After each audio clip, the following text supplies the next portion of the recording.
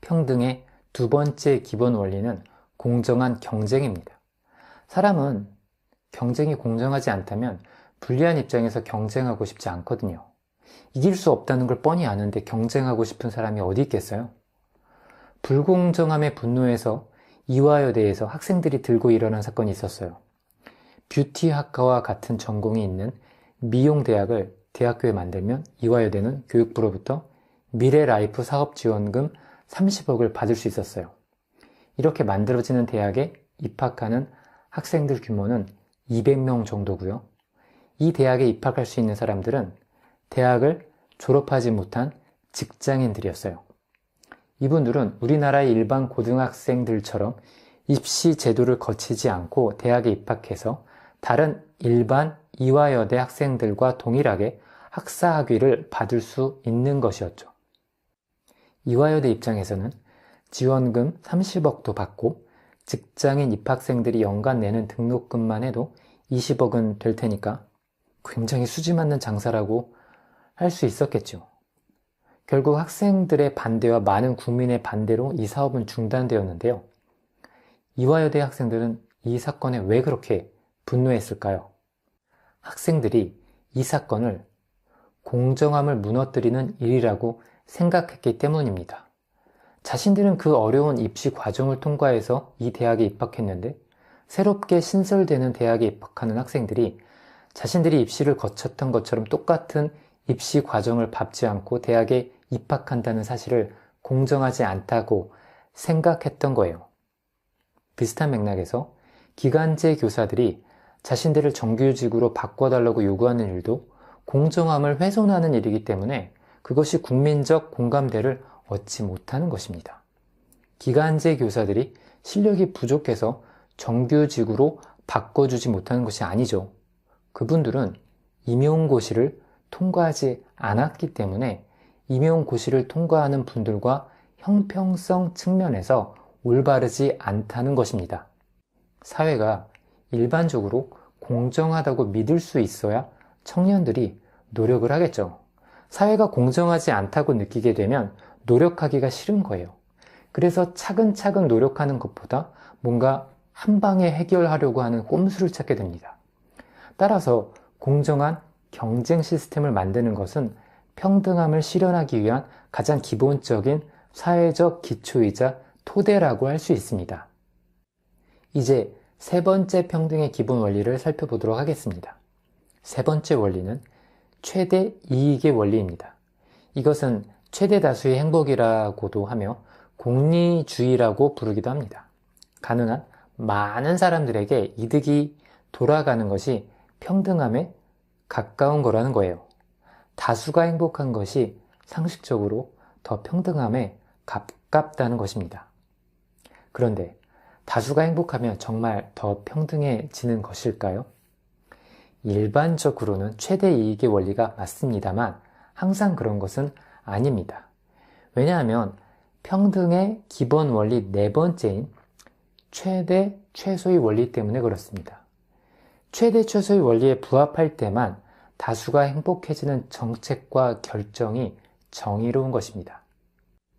최대 최소의 원리란 가장 최소로 가진 사람의 이익을 최대로 만들어주는 것이 가장 평등하고 정의로움에 가깝다는 원리입니다. 예를 들면 장애인들이 사회에서 가장 최소로 가지고 있는 사람들이라고 할 수 있습니다. 그런데 이분들의 수가 많지는 않죠. 이분들이 소수이기 때문에 최대 다수의 행복이라는 원리에 따라 사회적 정책들을 결정해버리면 어떻게 될까요? 이렇게 되면 다리가 불편해서 휠체어를 타고 다니시는 장애인들은 지하철을 탈 수도 없고 거리를 돌아다니기도 힘들 거예요. 왜냐하면 이런 분들을 위해 장애인용 계단이나 인도를 만드는데 사회적 비용을 사용하는 것이 다수를 위한 것이 아니기 때문입니다.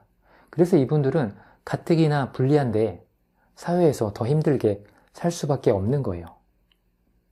그래도 그런 사람들은 소수인데 그냥 무시해도 되지 않을까 하고 생각할지도 모르겠습니다. 그런데 이런 생각은 굉장히 위험한 생각입니다. 최소의 원리를 제안한 학자인 롤스는 최악의 사태가 벌어질 경우 사회 전체적으로는 가장 큰 손해이기 때문에 항상 최악의 상태를 가정하고 그 가운데서 최대의 이익을 얻을 방안을 선택하는 것이 가장 합리적이라고 설명합니다. 다시 말해서 가장 없는 소수를 무시하는 사회 정책은 최악의 사태를 가져올 가능성이 높다는 겁니다. 그래서 소수를 무시하는 정책이 당장엔 이득인 것처럼 보일 수는 있어도 최악의 사태가 터졌을 때 발생하는 사회적 비용이 나중엔 훨씬 높다는 거예요. 나중에 더 큰 부메랑이 되어서 되돌아온다는 것입니다. 이 사회엔 가난한 사람들이 훨씬 많아요.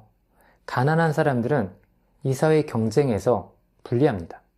경쟁에서 불리하니까 좋은 기회를 잡기 힘들고 그래서 계속 가난하게 사는 거예요. 이런 걸 양극화 현상이라고 하죠. 역사적으로 양극화 문제를 잘 관리하지 못했던 나라들은 다 망했습니다. 사람들한테 먹을 빵이 없으면 눈에 뵈는 게 없거든요. 배고파 죽겠는데 없는 사람들이 사회적 규칙이나 법을 고려하겠습니까? 그래서 이 양극화가 심해지면 최악의 사태가 발생할 가능성이 점점 커지는 거예요. 최악의 사태는 예를 들면 쿠데타가 일어나는 거예요. 고려시대 만적이란 노비가 왕후장성의 시가 따로 있나 라고 외친 것처럼 최소로 가지고 있는 사람들이 사회를 뒤집어 버리겠다면서 들고 일어날 수 있는 거예요. 따라서 모든 사회 정책은 최소로 갖고 있는 사람들이 절대 손해보지 않게 가장 이득이 되는 방향으로 결정하는 것이 궁극적으로 사회 전체로도 이득이 되고 더 정의롭다는 원리가 바로 최대, 최소의 원리입니다. 그래서 우린 복지를 이야기할 때 평균을 생각하면 안 됩니다. 복지는 평균을 올리자는 말이 아니에요. 최빈민층을 없애는 게 복지입니다. 사회에서 가장 취약한 사람들을 도와주는 것이 복지입니다. 따라서 다수가 행복하고자 소수를 희생하는 것이 항상 올바른 것은 아니라는 거예요. 희생되는 소수가 최대를 가지고 있는 사람들이면 괜찮은데 그 소수가 최소를 가지고 있는 사람들이라면 인도적인 차원에서도 올바른 일이 아니지 않겠어요? 지금까지 평등의 기본 원리 4가지를 살펴보았습니다.